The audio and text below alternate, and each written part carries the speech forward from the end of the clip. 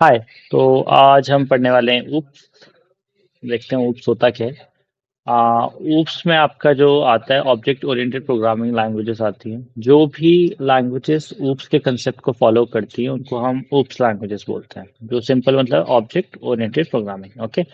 तो basic concept क्या है ऊप्स का। ऊप्स में ऑब्जेक्ट होती है, क्लासेस होती हैं। तो पहले समझ लेते हैं कि क्लासेस होती क्या हैं।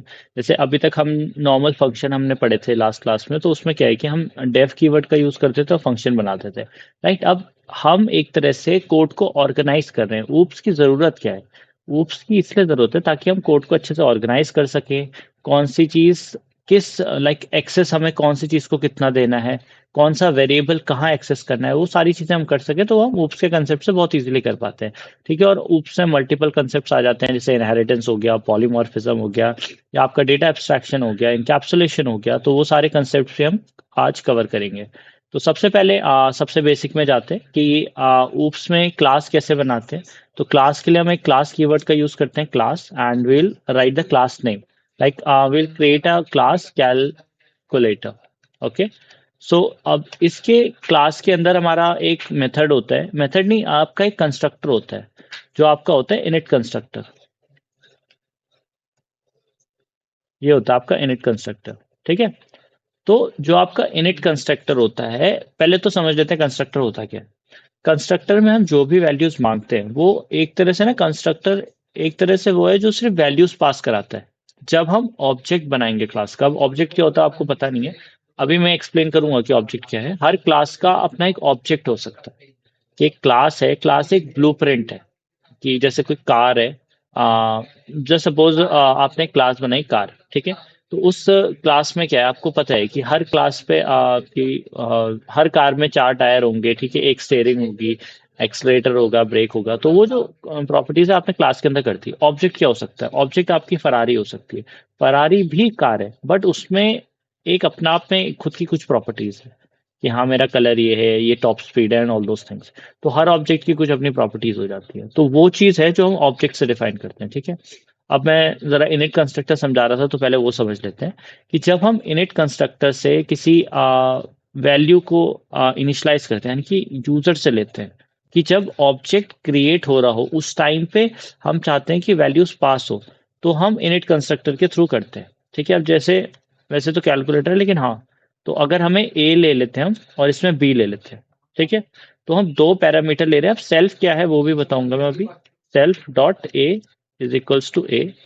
एक सेकेंड यहाँ तक साथ में चलना, तब मैं अभी बताता हूँ। Self dot B is equals to B. ठीक है, ये हो गया। अब हम इसके अंदर एक फंक्शन ले सकते हैं, डेफ ऐड। और उसके अंदर हम ज्यादा नहीं, सिर्फ सेल्फ एक पैरामीटर ले लेंगे। और हम करेंगे कि result is equals to self dot A plus self dot B. ठीक है। यही हम रिटर्न कर देंगे कि रिटर्न रिजल्ट। ठीक है। हम इसमें एक डेफ मल्टीप्लाई फंक्शन भी कर सकते हैं कि हमने सेल्फ लिया। ठीक है। और हम इसमें भी रिजल्ट वेरिएबल ले लेते हैं, क्योंकि हमने जो वेरिएबल्स पढ़े थे, तो वेरिएबल्स क्या होते हैं, ये ब्लॉक लेवल पे वर्क करते हैं। कि जो आपने रिजल्ट इस फंक्शन के अंदर डिफाइन करा है वो इस फंक्शन के अंदर ही रहेगा। इस फंक्शन के बाहर उस रिजल्ट फंक्शन की कोई वैल्यू ही नहीं है। यानी कि वो इनिशियलाइज तक नहीं हुआ है। ठीक है। तो यहाँ पे जब हम करेंगे तो ये हो सकता है self dot A multiply by self dot B. ठीक है। हम एक बेसिक कैलकुलेटर से बना रहे हैं, तो ऐसे ही हम डिवीजन का फंक्शन बना सकते हैं और उस चीज का बना सकते हैं, लेकिन अभी उस चीज पे नहीं जाएंगे। पहले हम सिंपल देख लेते हैं। हमने एक इनिट कंस्ट्रक्टर लिया इसमें। जो लेना कंपलसरी नहीं होता, पहली चीज। ठीक है। इनिट कंस्ट्रक्टर का काम क्या होता है कि अगर हमें वैल्यूज एक्सेप्ट करानी है यूजर से, जब वो ऑब्जेक्ट क्रिएट कर रहा हो क्लास का, तो उस टाइम पे लेते हैं। अब ऑब्जेक्ट क्रिएट कैसे होता है क्लास का वो देख लेते हैं। जैसे हमने ओबीजे, ओबीजे की जगह कुछ भी हो सकता है, क्योंकि ये ऑब्जेक्ट का नाम है। जैसे हम वेरिएबल का नाम कुछ भी ले सकते हैं, A B C, car, Ferrari, anything. तो वैसे ही हम ऑब्जेक्ट का नाम भी कुछ भी ले सकते हैं। फिर हम लिखेंगे क्लास का नाम, ब्रैकेट। अब इसमें देखो, ये दो पैरामीटर मांग रहा है, एक ए मांग रहा है, एक ये बी मांग रहा है। ये दो पैरामीटर इसलिए मांग रहा है क्योंकि हमने इनिट कंस्ट्रक्टर के थ्रू हमने दो पैरामीटर इनिशियलाइज करे। एक ए करा हमने और एक बी करा। अब हमने ये क्यों करा वो भी मैं बताऊंगा। ये जो सेल्फ है, ये सेल्फ का मतलब है ऑब्जेक्ट। जिस भी ऑब्जेक्ट में जब हम कॉल कर रहे होंगे तो उस टाइम पे सेल्फ होगा। ठीक है, जैसे अभी ओबीजे है तो ये सेल्फ अभी इस ओबीजे के लिए काम करेगा। तो जैसे हमने वैल्यू दी 10, 15। ठीक है, अब हमने ऑब्जेक्ट बना लिया।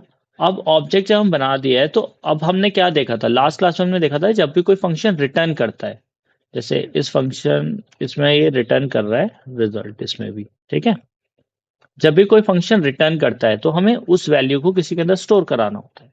तो अगर हमें प्रिंट कराना है तो हम डायरेक्ट प्रिंट करा सकते हैं। प्रिंट कैसे कराएंगे कि आपका ओबीजे डॉट फंक्शन का नाम क्या है, ऐड। आपको पैरामीटर्स देने की जरूरत नहीं क्योंकि यही पैरामीटर ऊपर यूज हुए हैं। अभी एक बार फिर से पूरा समझाऊंगा तो चीजें क्लियर हो जाएंगी। ठीक है, ओबीजे डॉट मल्टीप्लाई, ये कर सकते हैं। ठीक है, अब हम इसमें एक और ऑब्जेक्ट बना सकते हैं। रुको पहले इसे इतना रन करके देख लेते हैं। फर्स्ट टाइम रन होने में थोड़ा सा टाइम लगता है। हाँ देखो, तो ये रन हो गया। तो इसमें क्या हुआ, इसने 10 और 15 का पहले हमें सम दिया क्योंकि वो ऐड फंक्शन इसने कॉल करा ये वाला। फिर इसने ओबीजे डॉट मोल यानी कि मल्टीप्लाई कॉल हुआ तो ये वाला फंक्शन कॉल हुआ। अब इसमें चीज क्या हो रही है पहले ये समझ लेते हैं। हमने क्या करा, हमने सेल्फ यहाँ पे लिया। पहले एक बार स्टार्टिंग से करते हैं ताकि कंफ्यूजन ना हो। ठीक है, हमने एक क्लास बनाई। ठीक है, फिर हमने एक इनिट कंस्ट्रक्टर बनाया। उस इनिट कंस्ट्रक्टर का काम क्या है कि वो वैल्यूज ले जब ऑब्जेक्ट बन रहा हो क्लास का। ठीक है, अगर इनिट कंस्ट्रक्टर नहीं होगा तो एक कैलकुलेटर वाला ब्रैकेट खाली रहता है, पहली चीज।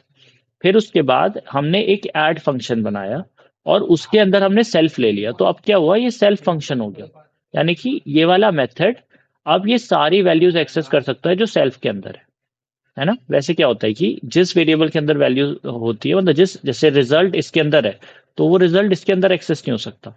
लेकिन जब हम सेल्फ डॉट करके लेते हैं, सेल्फ डॉट ए की वैल्यू हमने ए ले ली, जो भी वैल्यू यूजर डालेगा कैलकुलेटर के ब्रैकेट में, फिर सेल्फ डॉट बी की वैल्यू हमने बी ले ली। तो ये जो वैल्यूज है, ये वैल्यूज आप पूरे क्लास के अंदर कहीं भी यूज कर सकते हैं।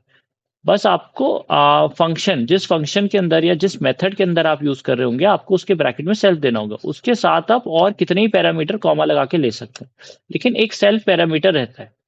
ठीक है, तो ये हो गया। अब सेल्फ क्या होता है, सेल्फ होता है ऑब्जेक्ट। हमने जैसे ओबीजे ऑब्जेक्ट का नाम लिया तो उस ऑब्जेक्ट के लिए सेल्फ आपका 10, 15 वैल्यूज पास करा रहा है।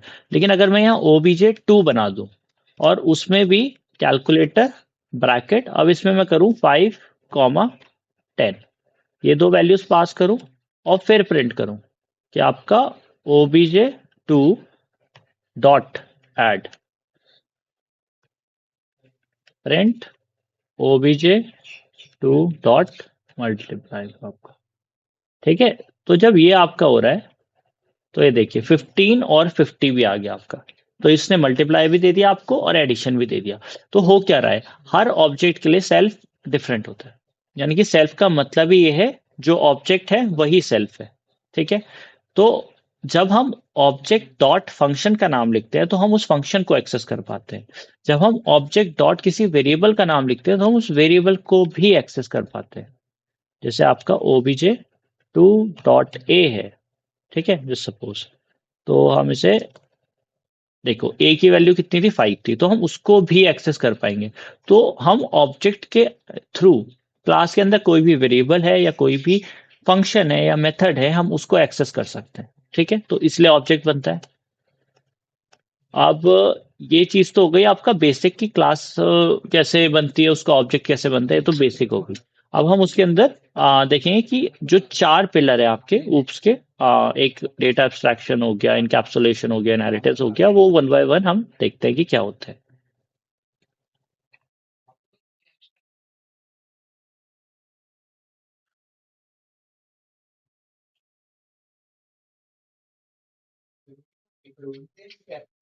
ठीक है, अब हम आते हैं ऊप्स पे, ऊप्स के मेन कंसेप्ट पे। तो हम स्टार्ट करेंगे, चलो इनहेरिटेंस से स्टार्ट करते हैं। ठीक है, हाँ तो अब हम देखते हैं कि इनहेरिटेंस क्या होता है। ठीक है, तो इनहेरिटेंस में आपका जो मेन कंसेप्ट है वो समझ लेते हैं। इनहेरिटेंस में इस तरह से है कि प्रॉपर्टीज इनहेरिट करना, सिंपली बोलो तो कि आपकी जैसे जो पेरेंट क्लास है, जैसे पेरेंट्स से इनहेरिट करते हैं चाइल्ड, क्या जेनेटिक्स, जीन्स कि फेशियल स्ट्रक्चर क्या होगा, हेयर कलर क्या होगा, तो ये सारी चीजें इनहेरिट होती हैं। ठीक है, वैसे ही हम वही सेम कंसेप्ट हम सॉफ्टवेयर के टर्म्स में लगाने वाले हैं। ओके, तो जैसे हमने क्लास बनाई पेरेंट, ठीक है, ये कोई भी ओके, एक पेरेंट क्लास बन गई। अब हम चाहे तो इसमें इनिट फंक्शन मतलब इनिट कंस्ट्रक्टर बनाए, चाहे तो ना बनाए। तो जैसे हमने डेफ लिया और हमने इसमें एक पेरेंट, पेरेंट तो हटा दो, डिस्प्ले बना लेते हैं, डिस्प्ले। और ये एक पैरामीटर ले रहा है ए, और जस्ट सपोज रिटर्न कर लेते हैं इट्स अ पेरेंट क्लास। ठीक है, ए की जगह यहाँ पे सेल्फ ले लेते हैं, है ना। और डेफ, डेफ हटाते हैं। अब हम एक चाइल्ड क्लास बना रहे हैं, जैसे हमने क्लास बनाई चाइल्ड, चाइल्ड नेम से। और पेरेंट क्लास, पेरेंट कैसे बनेगी, हम चाइल्ड क्लास के बाद एक ब्रैकेट लगाएंगे और उसके अंदर पेरेंट क्लास का नाम देंगे। तो अब पेरेंट क्लास पेरेंट बन गई और चाइल्ड क्लास आपकी चाइल्ड बन गई। ठीक है, तो अब हम डेफ एक फंक्शन बताते हैं डिस्प्ले और रिटर्न सुपर डॉट डिस्प्ले। वैसे ये जो हो रहा है, इसमें जो हो रहा है, जो आ गया है कोड, इसमें ये चीज हो रही है कि सुपर फंक्शन से आप क्या करते हैं, आप पेरेंट क्लास के फंक्शन को इस क्लास में जो चाइल्ड क्लास है उसमें यूज कर सकते हैं, तो इसलिए आप सुपर का यूज करते हैं। ठीक है, अगर ऊपर कोई और फंक्शन भी होता, जैसे ऐड होता या सब्ट्रैक्शन होता, तो आप उसको भी इस तरह से यूज कर पाते, लेकिन हम इस केस में वो नहीं करने वाले हैं। हम इसे डिस्प्ले टू ले लेते हैं और लिख लेते हैं इट्स अ चाइल्ड क्लास। ठीक है, अब ये दो चीजें हो गई। अब हम बनाएंगे ऑब्जेक्ट। अब इसमें देखो बेनिफिट क्या होता है कि अगर हम चाइल्ड क्लास का ऑब्जेक्ट बना रहे हैं, हमने चाइल्ड क्लास का ऑब्जेक्ट बनाया। अब हमने चाइल्ड क्लास के ऑब्जेक्ट जब बनाया तो हमने ब्रैकेट में पैरामीटर इसलिए नहीं दिए क्योंकि कोई भी इनिट कंस्ट्रक्टर हमने इनिशियलाइज नहीं करा, तो कोई भी वैल्यूज हम एक्सेप्ट ही नहीं कर रहे हैं वाइल मतलब at the time of creation of an object. तो हमने एक ऑब्जेक्ट बना दी चाइल्ड क्लास की। अब जब हम कॉल करेंगे, हाँ, जैसे हमने ओबीजे डॉट डिस्प्ले फंक्शन को कॉल करा, तो ये डिस्प्ले फंक्शन जो है, ये डिस्प्ले फंक्शन चाइल्ड क्लास का तो है ही नहीं, डिस्प्ले फंक्शन तो पेरेंट क्लास का है, बट हम इसे कॉल कर रहे हैं चाइल्ड क्लास के ऑब्जेक्ट से। तो ये जो हो पा रहा है, ये इनहेरिटेंस के कंसेप्ट की वजह से हो पा रहा है, क्योंकि चाइल्ड क्लास की जो पेरेंट क्लास है वो ये वाली है। तो चाइल्ड क्लास के ऑब्जेक्ट पेरेंट क्लास के फंक्शन, मेथड या वैल्यूज को यूज कर सकते हैं। ठीक है, तो ये चीज हो जाती है इनहेरिटेंस के केस में। ओबीजे डॉट डिस्प्ले टू इधर कर देंगे। ठीक है, अब देखो क्या प्रिंट हुआ। पहले हुआ इट्स अ पेरेंट क्लास जो कि पेरेंट क्लास का फंक्शन था, और इट्स अ चाइल्ड क्लास जो कि चाइल्ड क्लास का मेथड था। लेकिन इसमें हमने एक चीज करी कि हमने इसमें ऑब्जेक्ट तो अलग अलग नहीं बनाए, हमने एक ही ऑब्जेक्ट बनाया है। हमारा जो ऑब्जेक्ट है वो एक ही है, वो ये वाला है कि हमने ओबीजे एक ऑब्जेक्ट बनाया है और हमने उसी से पेरेंट क्लास का भी कॉल कर लिया और चाइल्ड क्लास का भी फंक्शन कॉल कर लिया। तो ये होता है आपका इनहेरिटेंस का कंसेप्ट। अब अगर इसे उस टर्म्स में बोलें, जैसे आपका सपोज सपोज सपोज देखो, जैसे तुम्हारी एक कार है, ठीक है, वही कार वाला एग्जांपल लेते हैं कि जैसे तुम्हारी एक कार है, उसके बेसिक फीचर क्या है कि चार टायर होंगे, ठीक है, एक स्टेयरिंग होगी, ब्रेक होगा, एक्सलेटर होगा। तो वो आपकी पेरेंट क्लास हो सकती है। ठीक है, वो हर एक कार के लिए अलग मतलब सेम रहने वाली है, उसमें कोई चेंजेस नहीं होंगे। बाकी आप अलग अलग चाइल्ड क्लास बना सकते हैं, जैसे डेफ बीएमडब्ल्यू, डेफ मर्सिडीज, और उन चाइल्ड क्लासेस के अंदर आप पेरेंट क्लास वो कार क्लास को डाल सकते हो। तो वो जो प्रॉपर्टीज आपने डिफाइन करी थी कार क्लास के लिए, वो आपको दोबारा से डिफाइन नहीं करनी पड़ेगी चाइल्ड क्लास के लिए। आप वही प्रॉपर्टी, आपने सारी की सारी प्रॉपर्टी इनहेरिट कर ली। यानी कि वो सारी प्रॉपर्टीज जो आपने डिफाइन करी थी कार क्लास के लिए, वो सारी आप अपनी BMW क्लास में डाल सकते हैं, अपनी मर्सिडीज क्लास में डाल सकते हैं, और आपको बार बार वो कोड नहीं लिखना पड़ रहा है। तो इनहेरिटेंस इसलिए जरूरी हो जाता है। ठीक है, तो इनहेरिटेंस के टाइप बहुत सारे होते हैं, है ना। जैसे आपका होता है सिंगल इनहेरिटेंस है, इनहेरिटेंस है। सिंगल इनहेरिटेंस की बात करूं तो वो यही है कि जब एक पेरेंट क्लास होगी और एक चाइल्ड क्लास होगी, तो that is known as single inheritance. ठीक है, तो इसमें इसका मैं कोड कुछ करा नहीं रहा हूं, इसके बाद वाले पे चल जाते हैं, जो आपका हो जाता है मल्टीपल इनहेरिटेंस हो जाता है। ठीक है। तो मल्टीपल इनहेरिटेंस में कैसा रहता है कि आपकी मल्टीपल पेरेंट क्लासेस रहती हैं और एक चाइल्ड क्लास रहती है। जैसे डेफ पेरेंट वन,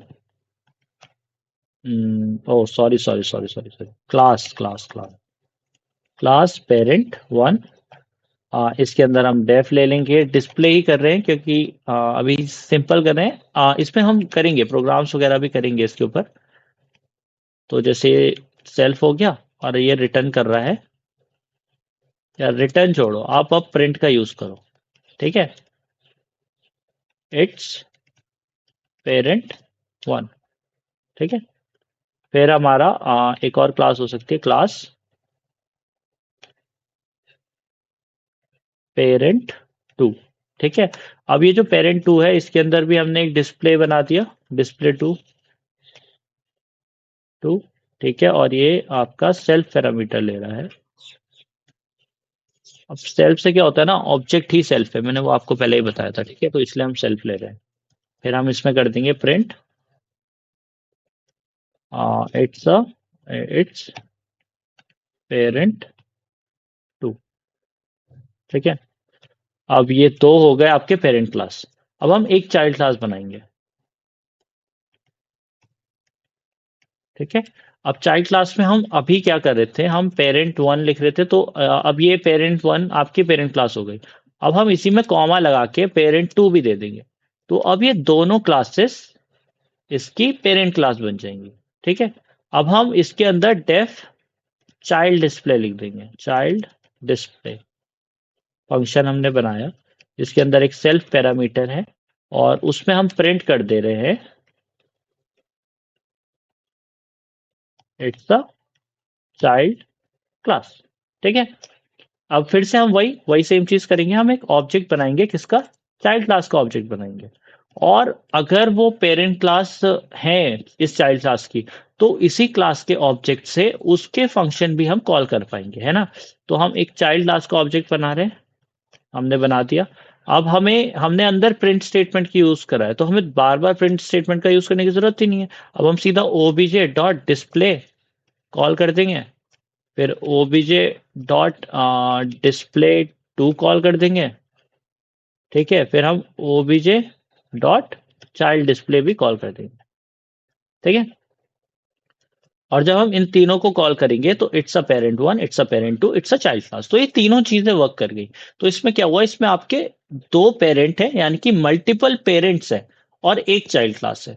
ठीक है, तो इस केस में क्या हो गया, इसको हम बोलते हैं मल्टीपल इनहेरिटेंस। जब मल्टीपल पेरेंट्स होंगे और एक चाइल्ड क्लास होगी तो वो मल्टीपल इनहेरिटेंस हो जाएगा। ठीक है, फिर उसके बाद आ जाएगा आपका मल्टी लेवल इनहेरिटेंस।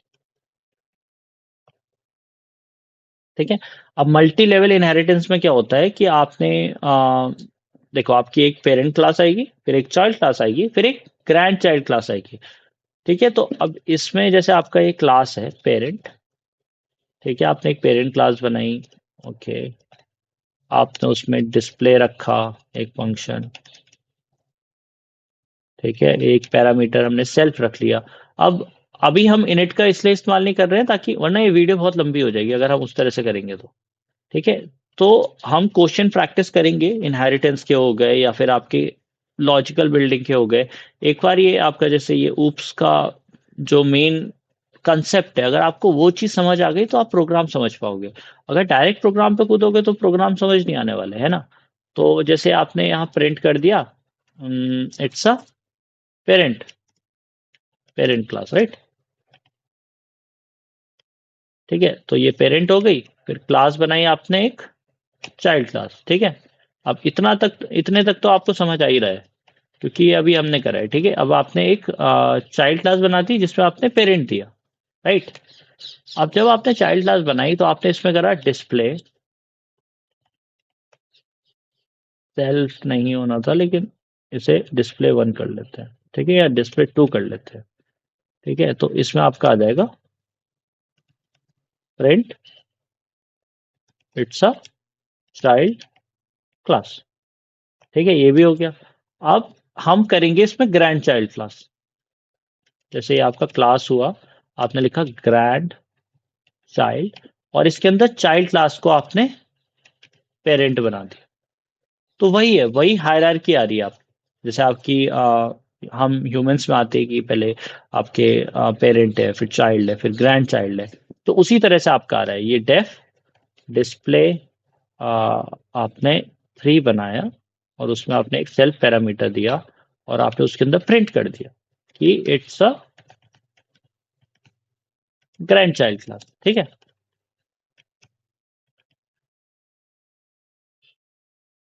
तो अब ये तीनों हो गए, है ना। अब इसे हम चेक करते हैं कि एक्चुअल में वर्क कर रहा है नहीं कर रहा है। देखो इसमें क्या होता है ना कि अब आपका डिस्प्ले फंक्शन यहाँ पे डिस्प्ले 1 डिस्प्ले 2 डिस्प्ले 3 फंक्शन हो गया।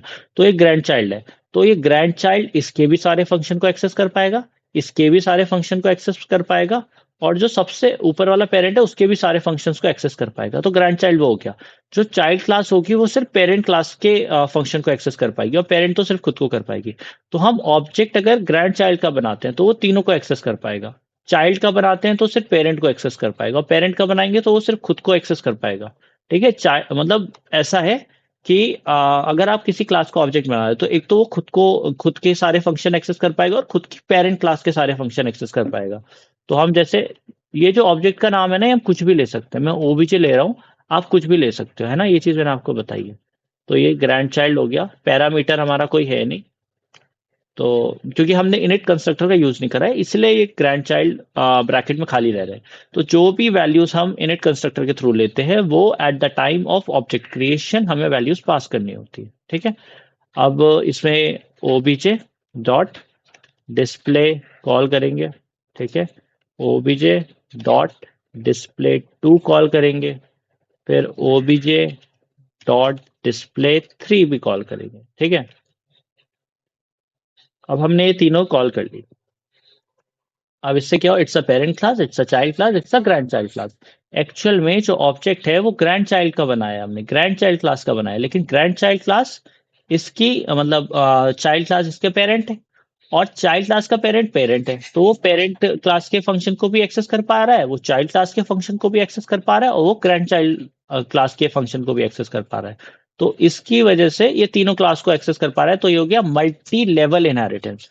इससे पहले क्या था, मल्टीपल इनहेरिटेंस, उससे पहले क्या था, सिंगल इनहेरिटेंस, ये हो गया मल्टी लेवल इनहेरिटेंस। इसके बाद एक और इनहेरिटेंस आता है हायरार्किकल इनहेरिटेंस, वो कोई भी दो इनहेरिटेंस का जब मिक्स हो जाता है तो हायरार्किकल इनहेरिटेंस बोल देते हैं। तो ये इनहेरिटेंस का कंसेप्ट हो गया। इसके बाद हम इनकैप्सुलेशन आ जाता है। इनकैप्सुलेशन अगर सिंपली समझाऊं तो इनकैप्सुलेशन का सिंपल मतलब ये है कि आप अपने डेटा को एक तरह से रैप अप कर रहे हो। जैसे आपने एक क्लास बनाई है और उसके अंदर आपने फंक्शन लिखे हैं, जैसे आपने कैलकुलेटर क्लास बनाई, उसके अंदर आपने ऐड मल्टीप्लाई सब्ट्रैक्ट डिवीजन चारों आपने मेथड बना दिए। तो ये जो क्लास है, ये क्लास एक तरह से रैप कर रही है डेटा को, सारे डेटा और फंक्शन को रैप कर रही है कि वो जो फंक्शन है वो बाहर एक्सेस ना किए जा सके, या तो वो पब्लिक क्लास होगी तब। लेकिन अगर प्राइवेट कर लिया तो इनकैप्सुलेशन का मतलब ही है, अगर आपको एट्रीब्यूट्स नहीं पता, मतलब ये पब्लिक स्पेसिफायर नहीं पता है, तो वो ये होता है कि जैसे आपने पब्लिक है, जैसे अगर आपका ये वाली क्लास है तो ये पब्लिक ही है, ग्रैंड चाइल्ड। लेकिन अगर आप एक अंडरस्कोर लगा दोगे इसमें, ये वाला, तो ये चाइल्ड क्लास अब आपकी सॉरी यहाँ पे नहीं आएगा, ये यहाँ पे आएगा जहाँ तक। हाँ, तो ये चाइल्ड क्लास जो ग्रैंड चाइल्ड क्लास है आपकी, ये अब आपकी प्रोटेक्टेड में आ गई है। और प्राइवेट कब हो जाएगी, जब दो वो लग जाएंगे तो प्राइवेट हो जाएगी। तो प्राइवेट आप डायरेक्ट एक्सेस नहीं कर सकते। ठीक है, तो इनकैप्सुलेशन का कंसेप्ट हो जाता है। फिर आपका इनकैप्सुलेशन के बाद आ जाता है पॉलीमॉर्फिज्म। पॉलीमॉर्फिज्म का एक एग्जांपल ले लेते हैं, सपोज आपका पॉलीमॉर्फिज्म का एग्जांपल ले लेते हैं, क्योंकि देखो जो इनकैप्सुलेशन है उसका एग्जाम्पल इतना ज्यादा एज सच ना तो क्वेश्चंस में आता है, लेकिन आपको मेन कंसेप्ट पता होना चाहिए कि आप पूरे डेटा को रैप अप कर रहे हो, कि ताकि वो एक तरह से सिंपल समझाऊं तो आपकी एक कैप्सूल है, तो कैप्सूल का जो कवर है उसके अंदर दवाई अलग अलग होगी, लेकिन बाहर वो एक कवर से प्रोटेक्टेड रहेंगी कि वो खराब ना हो, है ना, 10 पार्टिकल्स ना आए। तो वैसे ही इनकैप्सुलेशन का कि आपका जो कोड है, अगर आपका एक क्लास है, आपकी क्लास है जो कैलकुलेटर है, तो उस कैलकुलेटर क्लास के अंदर के सारे फंक्शन उस कैलकुलेटर क्लास के अंदर ही रहे, बाहर ना जाए, कोई और क्लास उन्हें एक्सेस ना कर पाए, अगर वो प्राइवेट है। तो ये आपका इंकैप्सुलेशन का हो जाता है। प्राइवेट होता है तो सिर्फ खुद की क्लास में आप एक्सेस कर पाते हो, प्रोटेक्टेड होता है तो खुद की क्लास और जो चाइल्ड क्लासेस होती है उनमें एक्सेस कर पाते हैं, और अगर आपका पब्लिक है तो कहीं भी एक्सेस हो सकता है, ठीक है। तो बाय डिफॉल्ट पब्लिक रहता है क्योंकि हम कोई भी अंडरस्कोर नहीं लगाते। तो पॉलीमॉर्फिज्म की बात करें तो पॉलीमॉर्फिज्म का मतलब होता है मैनी फॉर्म्स। पॉली मीन्स होता है मैनी, मॉर्फिज्म मीन्स होता है फॉर्म। कि जैसे आपका एक मतलब ये ऑब्जेक्ट टू ऑब्जेक्ट डिफर करेगा। कुल मिला के बात ये है, जैसे आपने एक क्लास बनाई बर्ड, ठीक है, और आपने इसके अंदर एक फंक्शन बनाया फ्लाई, ओके, और इसके अंदर पैरामीटर हम ले लेते हैं सेल्फ, और आपने क्या करा, प्रिंट करा फ्लाई, ठीक है, बर्ड फ्लाई, ठीक है। अब आपने इसकी एक चाइल्ड क्लास बनाई, क्लास पैरो बर्ड, ठीक है।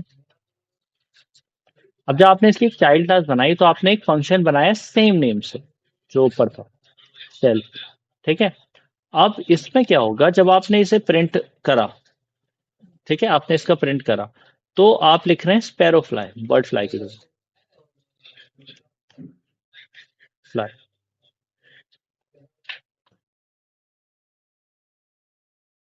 अब अगर हम ऑब्जेक्ट बनाते हैं आपकी स्पैरो क्लास का, ठीक है, और फिर हम कॉल करते हैं ओबीजे डॉट फ्लाई को,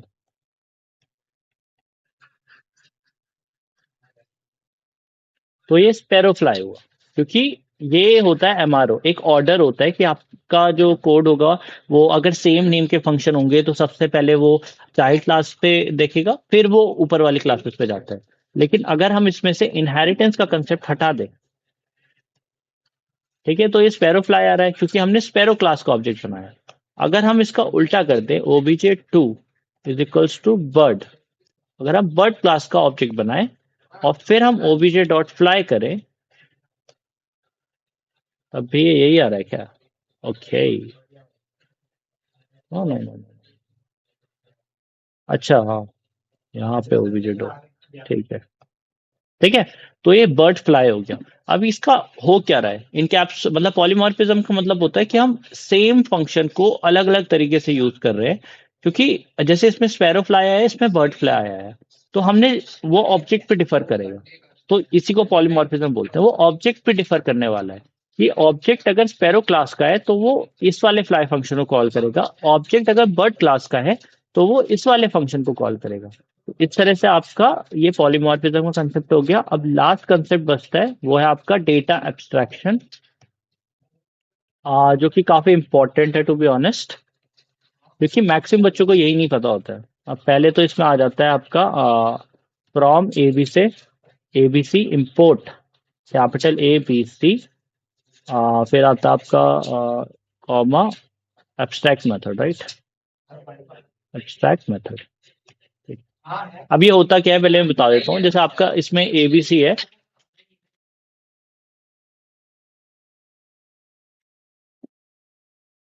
जब भी आपको कोई एब्स्ट्रैक्ट मेथड बनाना होता है तो आप ये स्टेटमेंट का यूज करते हैं। इसका मतलब क्या है, आप एक एबीसी मॉड्यूल में से कैपिटल एबीसी को इंपोर्ट करते हैं और एब्स्ट्रैक्ट मेथड को इंपोर्ट करते हैं, ठीक है। अब ये होता क्या एब्स्ट्रैक्ट मेथड, एब्स्ट्रैक्ट मेथड वो होता है जो आप स्ट्रक्चर देने के लिए यूज करते हैं। जैसे अगर आप कोई क्लास बनाते हैं जो पेरेंट क्लास है, और उस क्लास के अंदर आप कोई एब्स्ट्रैक्ट मेथड बनाते हैं, तो आप उस एब्स्ट्रैक्ट मेथड के अंदर एक बेसिक स्ट्रक्चर देंगे। कि जैसे आपने डेव स्टार्ट लिया, इसमें एक एग्जांपल के लिए हम एक क्लास बनाते हैं। हाँ, एग्जांपल से थोड़ा ज्यादा इजीली समझ आ जाएगा। तो जैसे हमने एक क्लास बनाई, हाँ व्हीकल, और हमने इसमें एक स्टार्ट फंक्शन लिया, ठीक है, और इसके अंदर हम प्रिंट कर रहे हैं, प्रिंट कुछ नहीं कर रहे हैं, पास करते हैं, ठीक है। और ये जो है ये आपका एक एब्स्ट्रैक्ट मेथड है। तो अब ये एब्स्ट्रैक्ट मेथड ऐसे ही बनता है, क्लास मेथड भी होते हैं एब्स्ट्रैक्ट मेथड है जैसे, तो वो चीज भी हम बताएंगे। लेकिन वो आपकी एक अलग वीडियो आएगी एडवांस कंसेप्ट्स में, जिसमें आपका एरो फंक्शन, एब्स्ट्रैक्ट मेथड तो बता ही दिया, क्लास मेथड कैसे बनते हैं, वो सारी चीजें हम देखेंगे। तो एब्स्ट्रैक्ट मेथड क्या होता है वो समझ लो। जैसे आपने पेरेंट क्लास के लिए हम कुछ ऐसा फंक्शन बनाते हैं जो आप चाहते हो कि हर एक चाइल्ड क्लास में है। लेकिन चाइल्ड क्लास उसकी प्रॉपर्टीज खुद डिफाइन करे। जैसे कि आपने क्लास बाइक बनाई और आपने व्हीकल क्लास को उसकी पेरेंट क्लास रख दिया, तो आप इसमें भी स्टार्ट फंक्शन आप डिफाइन करोगे। एक सेकेंड, एक सेकेंड, एक सेकेंड। ठीक है, आपने इसमें भी स्टार्ट फंक्शन वो करा, लेकिन आप इसके अंदर लिखोगे बाइक। ठीक है, और आपने एक और क्लास बनाई, लाइक आपकी क्या हो सकती है ये, कार। कार ले लो, कार। ठीक है, व्हीकल। और इसके अंदर आप प्रिंट करो, प्रिंट करने से पहले डेफ तो बना लो, डेफ स्टार्ट। ठीक है, सेल्फ प्रिंट कार। ठीक है, अब आपने इसमें कार बना लिया, इसमें आपने इस तरह से कर लिया। तो अब एब्स्ट्रैक्ट मेथड होता क्या है, पहले वो समझ लेते हैं। डेटा एब्स्ट्रैक्शन क्या होता है, पहले वो कंसेप्ट समझते हैं। डेटा एब्स्ट्रैक्शन का मतलब होता है हम मतलब उतनी ही चीजें बाहर रखते हैं जितनी चीजें जरूरी होती हैं। उसका सिंपल मतलब है कि हाइडिंग बैकग्राउंड डिटेल्स। जैसे कि अगर आप कोई कार चलाते हो, तो आप एक्सीलेटर दबा रहे हो, आपको पता है कि एक्सीलेटर दबाओगे तो कार की स्पीड अप हो जाएगी। ब्रेक दबाओगे तो कार स्लो डाउन हो जाएगी। स्टेयरिंग राइट साइड घुमा रहे हो तो विदाउट अपना बैलेंस खोए बिना आप कार को टर्न कर पा रहे हो। लेकिन एक्चुअल प्रोसेस क्या है कि जब आप एक्सीलेटर दबाते हो तो क्या होता है, इंजन में ज्यादा फ्यूल पंप होता है, क्या होता है, वो चीज आपको नहीं पता है। आप खाली ऊपर ऊपर से चीजें यूज कर रहे हो। वैसे आपका फोन हो गया, आप उसमें आप कॉल लगा रहे हो, लेकिन आपने जैसे कोई नंबर डायल करा, आपने कॉल लगाई, लेकिन आपको मेन कंसेप्ट नहीं पता है कि कॉल किस तरह से लग रही है, कि कैसे वो आपके सर्वर से कनेक्ट हो रही है और क्या चीजें हो रही है। तो ये हो गया हाइडिंग बैकग्राउंड डिटेल्स। ठीक है, इसी को डेटा एब्स्ट्रैक्शन बोलते हैं। अब यहाँ पे क्या हो रहा है, डेटा एब्स्ट्रैक्शन का मतलब कि जब आप कोई एब्स्ट्रैक्ट मेथड बनाते हो तो आप बेसिक स्ट्रक्चर दे देते हो कि जितनी भी चाइल्ड क्लासेस होंगी, आप उनमें चाहते हो कि उन चाइल्ड क्लासेस में वो फंक्शन तो रहे जो स्टार्ट एब्स्ट्रैक्ट मेथड है, लेकिन वो सारे अपने खुद का लिखते हैं। जैसे जब बाइक क्लास का आपका स्टार्ट बनता है तो बाइक क्लास का खुद का है कि बाइक है, और आपका कार क्लास का खुद का स्टार्ट मेथड है कि कार्स है ना। या बाइक स्टार्ट्स लिखेंगे तो ज्यादा ठीक हो जाएगा। ठीक है, तो इसमें क्या हो रहा है कि आपका दोनों क्लास का आपका अपना है ना। कि बाइक क्लास का आपका बाइक स्टार्ट्स हो रहा है, स्टार्ट ही फंक्शन है, तीनों में है स्टार्ट फंक्शन ही, लेकिन उनकी अपनी अपनी चीज हो गई। कि आप चाहते हो कि आपकी जो व्हीकल क्लास है उसकी जितनी भी चाइल्ड क्लासेस हों, वो अपनी प्रॉपर्टीज खुद डिफाइन करें स्टार्ट फंक्शन के अंदर, लेकिन सब में स्टार्ट फंक्शन होना चाहिए। तो आप एक एब्स्ट्रैक्ट मेथड बना दो कि व्हीकल क्लास में। इस पूरे प्रोसेस को बोलते हैं डेटा एब्स्ट्रैक्शन। एब्स्ट्रैक्ट मेथड बनाने के लिए आपको इंपोर्ट करना पड़ता है एबी से, जिसे एब्स्ट्रैक्ट क्लास बोलते हैं, और ये एब्स्ट्रैक्ट मेथड आप इंपोर्ट कर लेते हो। और at the rate abstract method, decorator होते हैं, प्रॉपर्टी होती हैं, आपका क्लास मेथड होते हैं, स्टैटिक मेथड होते हैं। ये सारी चीजें हम एक अलग सेपरेट वीडियो में करेंगे, क्यों थोड़ा सा टफ चला जाएगा अगर इसी वीडियो में समझाने लग जाऊंगा। तो ये डेटा एब्स्ट्रैक्शन हो गया। तो इसके साथ आपके चारों कंसेप्ट कवर हो जाते हैं। इनहेरिटेंस, ये चार पिलर है आपके ओप्स के। ठीक है, जो ऑब्जेक्ट ओरिएंटेड प्रोग्रामिंग लैंग्वेजेस है, वो सारी प्रोग्रामिंग लैंग्वेजेस इन चार कंसेप्ट्स का यूज करती हैं। आपने क्लास बनाना सीख ली, ऑब्जेक्ट कैसे कॉल करते हैं, इनिट कंस्ट्रक्टर क्या होता है आपको पता चल गया, आपने चार पिलर सीख लिए। तो यहाँ पे ये वीडियो होती है समाप्त। तो थैंक यू। अगर ये वीडियो समझ आई हो तो अच्छी बात है, आने भी चाहिए। अगर नहीं आई हो तो बता देना कि क्या समझ नहीं आया। और इसके बाद वाली वीडियो जो होगी वो फाइल आईओ ऑपरेशंस पे होगी। ठीक है, उसके बाद जब फाइल आईओ ऑपरेशन हो जाएगा तो मेन पाइथन कंप्लीट हो जाएगी। तो लास्ट वीडियो भी नहीं बोलूँ तो एक दो वीडियो वो एडवांस कंसेप्ट पे आ सकती है, कि आपका एरो फंक्शन हो गया, डेकोरेटर हो गया, प्रॉपर्टी हो गया, या आपके स्टैटिक मेथड हो गए, क्लास मेथड हो गए। तो वो सारी चीजें आ सकती है, और उसके बाद हम कर सकते हैं लॉजिकल बिल्डिंग क्वेश्चन की एक सीरीज।